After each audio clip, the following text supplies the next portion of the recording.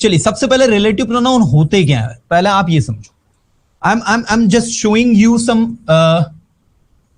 sentences over here. Everybody please focus, be attentive, well focused. Now the first sentence that we have, relative pronouns.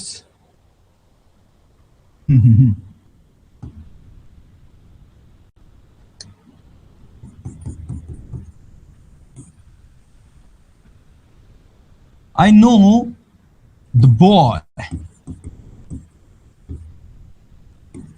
who was absent yesterday. मैं उस लड़के को जानता हूं who was absent yesterday, जो कल क्या था, absent था. यहां who का मतलब क्या निकल रहा है, जो. ध्यान दीजिएगा थोड़ा सा. I know the boy who was absent yesterday. मैं उस लड़के को जानता हूं जो कल एब्सेंट था.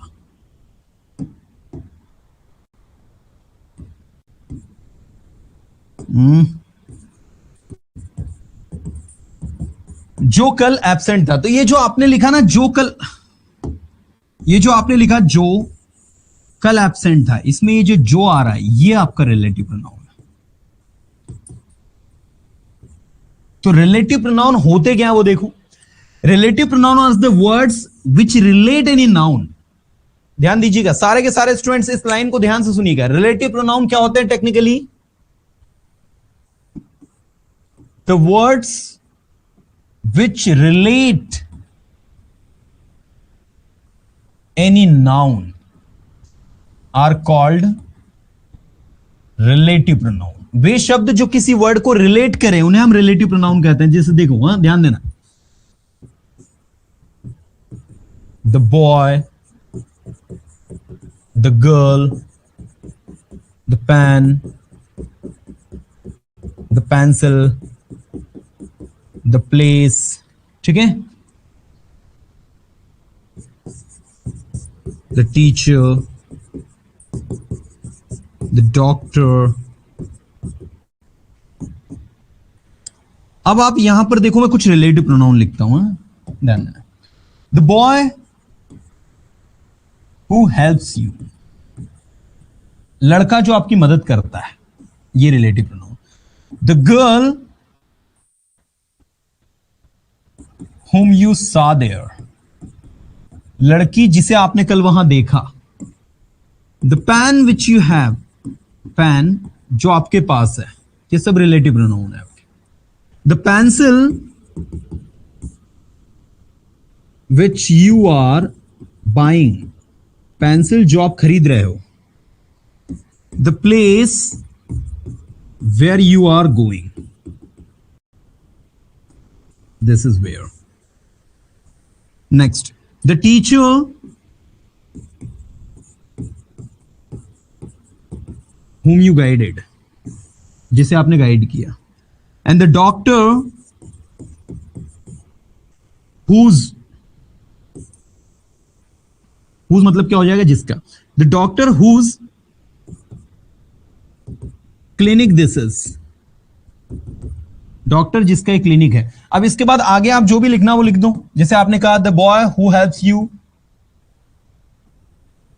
इज माई फ्रेंड, लड़का जो आपकी मदद करता है वो मेरा दोस्त है.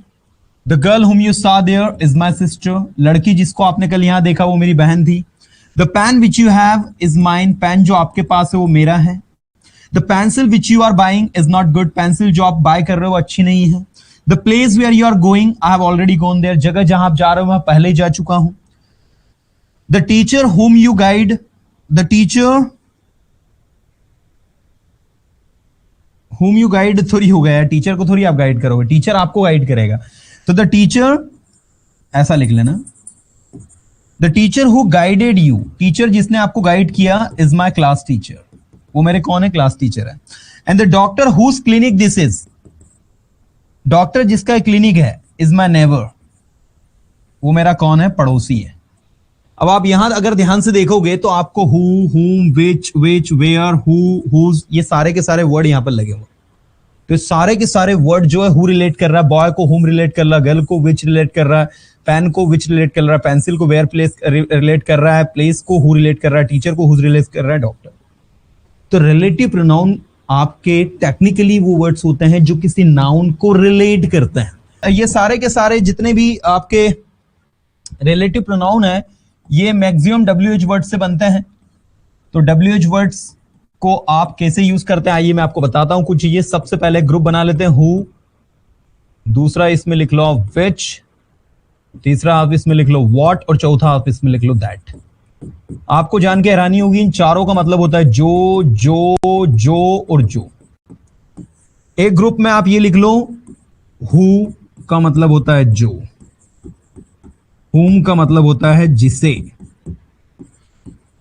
हुस का मतलब होता है जिसका जिसकी जिसके, जिसका जिसकी जिसके, हु हुम हुज। और एक है आपका क्या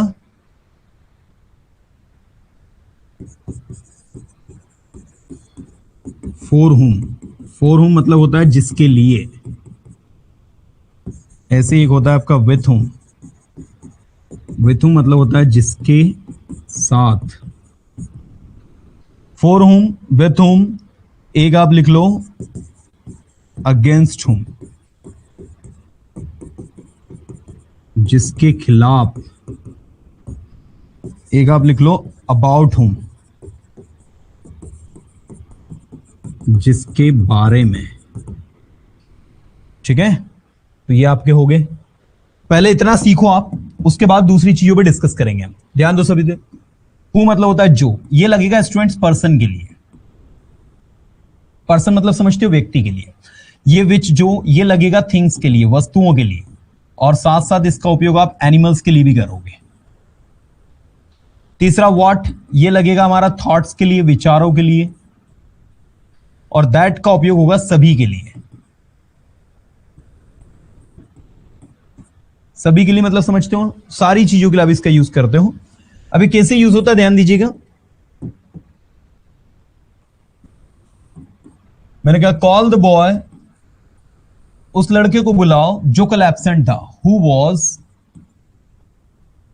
एब्सेंट यस्टरडे। क्या कहोगे इंग्लिश में? Call the boy who was absent yesterday, उस लड़के को बुलाओ जो कल एब्सेंट था। Call the boy who was absent yesterday, that is. मैं उस लड़के को नहीं जानता, आई डोंट नो। ठीक है, मैं उस लड़के को नहीं जानता जो कल एब्सेंट था। क्या कहोगे? I don't know the boy जो कल एब्सेंट था।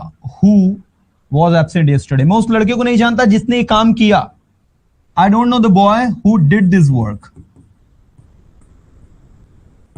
ये लो भाई, तो ये रहा आपका हु जो, एंड ये रहा आपका हु जो। यह जिसने मतलब जो का जिसने हो गया, किसने से जिसने, है ना, तो कंफ्यूज मत होना। अगला है विच। देखो विच कैसे यूज होता है? विच यूज होता है थिंग्स के साथ, एनिमल्स के साथ। मुझे एक पेन दो जो आपके पास है। मुझे एक पेन दो जो आपके पास है। क्या बनाओगे इसका इंग्लिश? मुझे एक पेन दो जो आपके पास है। गिव मी अ पेन जो आपके पास है, which you have. Now you can see, give me a pen which you have. This is give me a pen which you have. Give me a pen मतलब मुझे एक पेन दो, which you have जो आपके पास है। Give me a pen which you have. These one. मुझे एक पेन दो जो आपके पास है। ऐसे देखो,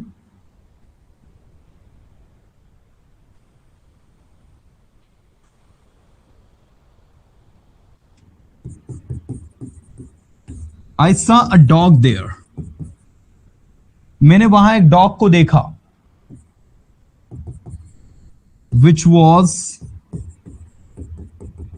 looking very dangerous. जो बहुत ही खतरनाक दिखाई दे रहा था भाई। तो I saw dog there which was looking very dangerous. अब डॉग एक एनिमल है, इसलिए उसके साथ हु नहीं लगाओगे, इसके साथ विच लगाओगे, है ना। तो ये देखो आपका विच थिंग्स के लिए और एनिमल्स के लिए, हु आपका पर्सन के लिए, जो के अर्थ में। व्हाट जो के सेंस में कैसे होता है, जब किसी बात को, मैंने कहा सुनो जो मैं बोल रहा हूं, सुनो जो मैं बोल रहा हूं, करो जो आप कर सकते हो,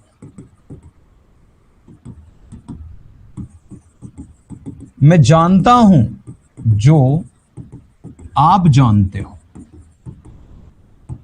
ठीक है, अब इन तीनों सेंटेंसेस को आप ध्यान से देखोगे तो यहां भी जो लिखा है, यहां भी जो लिखा है, यहां भी जो लिखा है, तीनों में जो लिखा है। सुनो जो मैं बोल रहा हूं, क्या कहोगे इंग्लिश में?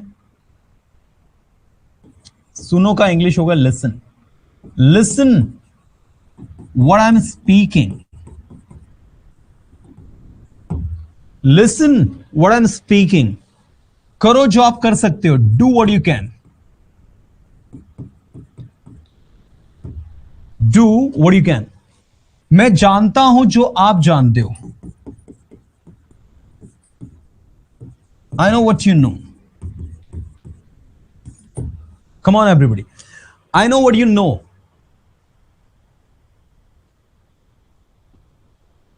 ठीक है, सुनो जो मैं बोल रहा हूं, listen what I am speaking, करो जो आप कर सकते हो, डू व्हाट यू कैन। मैं जानता हूं जो आप जानते हो, I know what you know, I know what you know. Getting everyone? These three things, how they are walking, you can see the way we are actually walking. You know, so I request you all to be well attentive to understand these things. This is not that much tough. It's quite easy. Any Tom can Harry can do, and anybody can deal with these things. This is not that much difficult. Okay, let's talk about the next that we have is that. Now, how to use that?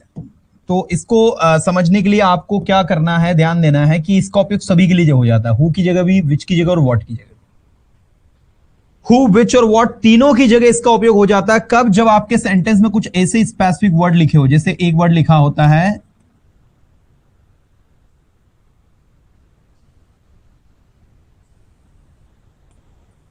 Everything, something, ठीक है, the only, इस तरीके के word है, the only, everything, something. और एक word आप ले लो आपका द सेम। अगर इस तरीके के वर्ड आ रहे हैं ना, तो वहां पर व्हाट की जगह, हु की जगह और विच की जगह आपको किसका उपयोग करना है? दैट का। डेमो को देर पर देखो, आप ध्यान दीजिए। मैंने कहा कुछ बोलो जो आप बोल सकते हो, कुछ बोलो, क्या बनेगा इंग्लिश में? Speak something. ठीक है, कुछ बोलो जो आप बोल सकते हो, speak something that you can. Everybody, point to be noted what I'm teaching you today. Speak something that you can. कुछ बोलो जो आप बोल सकते हो, कुछ पढ़ाओ जो आप पढ़ा सकते हो।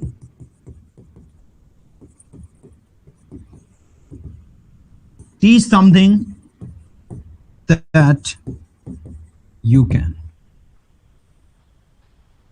ठीक है, teach something that you can. ये वही लड़का है जो सबकी मदद करता है। वही लड़के को कहेंगे same boy. This is the same boy, this is the same boy जो सबकी मदद करता है। That helps everyone. हु नहीं लिखना है, दैट लिखना है। That helps everyone. He is the same boy that helps everyone. ये वही लड़का है जो सबकी मदद करता है, यू नो। ये इकलौता ऐसा पैन है जो आपके पास नहीं है। This is the only pen which you don't have. No, this is wrong. This is the only pen that you don't have.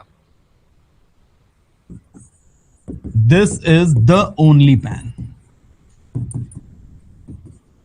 ये रहा आपका दैट, जो आपके पास नहीं है, that you don't have. Technically वहां क्या लगना चाहिए, विच लगना चाहिए, because we are talking about pen, but this pen we are using the word the only. और मैंने आपको क्या पढ़ाया है कि जब सेंटेंस में द ओनली लग जाए, द सेम लग जाए, है ना, समथिंग लग जाए, एवरीथिंग लग जाए, ऐसे वर्ड अगर आपके सेंटेंस में यूज हो रहे हैं तो वहां पर विच की जगह, व्हाट की जगह और हु की जगह आपको दैट का उपयोग करना है। That is the rule. उम्मीद करता हूं आप सभी को फिट हो रही होंगी ये चीजें, और ये बहुत ही इंपॉर्टेंट टॉपिक है स्पोकन इंग्लिश का, because while communicating, while talking with anyone in English, we use this expressions, we use them and we just try to make our language beautiful by learning it.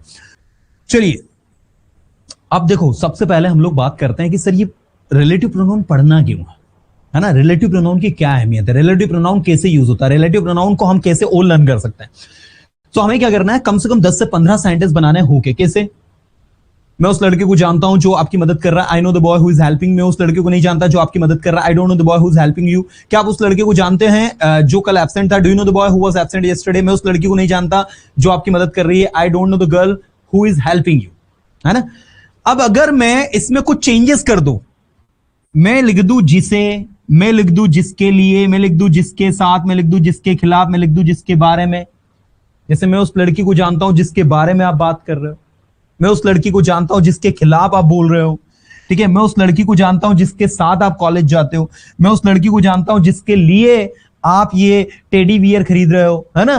Teddy day गया क्या? हाँ। मैं उस लड़की को जानता हूं जिसे आपने कल वहां देखा, मैं उस लड़के को जानता हूं जो आपकी मदद करता है, मैं उस टीचर को जानता हूं जो आपको ये टॉपिक पढ़ाता है ना, मैं उस स्टूडेंट को जानता हूं जो आपके इस काम में मदद करता है। लाइक जो भी आपके दिमाग में, what ever you have, like you can just speak it in your own words. This is not a rocket science, dear students. It's very easy. Any Tom and Harry can speak it.